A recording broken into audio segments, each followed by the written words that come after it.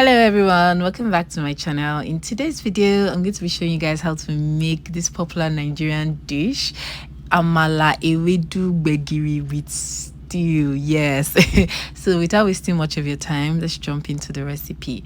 So I'm going to start by blending my pepper mix. This has onions, tatashe, shombo, and tomatoes, just your regular pepper mix. Then I rinsed my blender and I'm going to blend some peeled beans with a good amount of water. Okay, now this is a shortcut method for making gbegiri. Once it is blended, set it aside.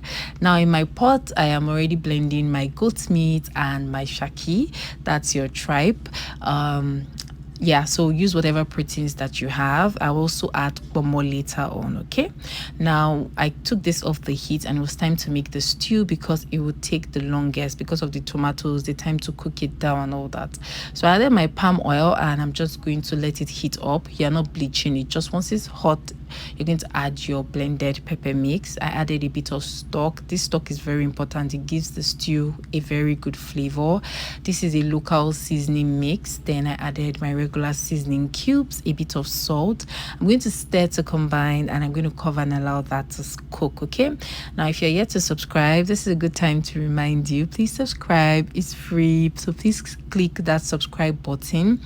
Now back to the recipe. I have some palm oil, I heated it a bit, then I poured my blended beans. Okay, I added seasoning and I stirred, and you're just going to cook this on low heat for about 20 minutes. Okay, you want to make sure you add a lot of water, if not the beans will start to thicken up and it will curdle, it will form cocoa, so just add a good amount of water.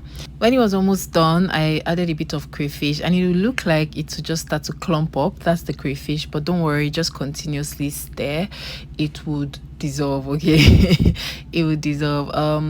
Alternatively, you can just add the crayfish at the very start. Okay, now once you taste it and it is done, it's not tasting raw like raw beans, your gbegiri is done. You don't want it to be too thick at this point. Once you get this consistency, it is okay.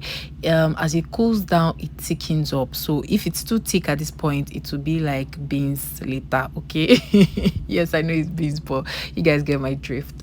Anyways, now the stew has cooked down a bit, so I just proceeded to add my proteins, my goat meat, and my goat meat is already cooked, but I really like tender, very soft goat meat. I mean, who doesn't?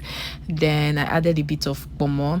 I cut my pomo into little bits. Okay, I've already cut it and that's what I already had at home, so I just added that for some extra orishi. I mixed everything to combine. As you can see, the stew is already a bit thick. It's not done, but this was about 80% done. Okay, I covered it and I allowed it to cook properly for an extra 10 minutes. Then in another pan, I added a bit of water. I added crayfish and locust beans, then my blended ewedu leaves. Okay, so I just blended my ewedu leaves with a little bit of water and I'm just going to mix it and allow it to steam. Ewedu is a vegetable, so you don't really need to cook it for so long.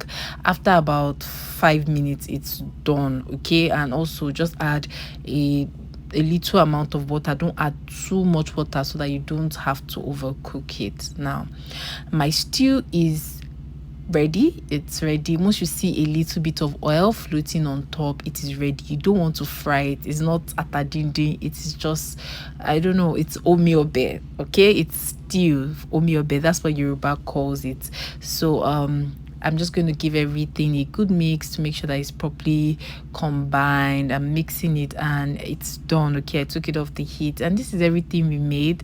I made this in about an hour or even less, honestly. So we made ewedu, we made gbegiri, and as you can see, do you notice that the ewedu looks thicker now?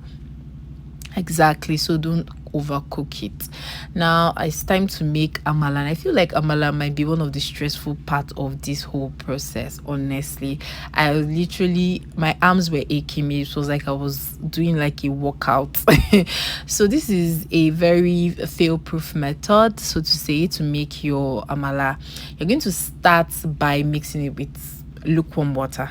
Okay, and you want to mix it until you get this very thick consistency, something like this. You can see how thick this is. Yes, now once you have mixed it, you have made sure that there is no lumps in your pot. In my pot I have boiling water, so I'm just going to go ahead and add my amala mix. All right, then I'm just going to, as you are pouring it, you're going to continuously stir until it forms. That's why I said it's a proper arm workout. Once it forms, it's not done. You're going to put some hot water and you're going to cover and cook on low heat for at least 10 minutes. It is important. After 10 minutes, you begin to mix together. All right, now if you guys are still yet to subscribe, please subscribe, and if you like this video, please make sure you give it a thumbs up, share with somebody too. Okay, now it is done. As you can see, my amala is not pale white, it has changed color. This is definitely what you're looking for. But to take it further, my husband would say growing up, his mom would tell him to put the amala on the floor and mix it together so that it is very stretchy, which is what I am doing here. All right, this is optional, but I think it actually affects the overall texture of your amala.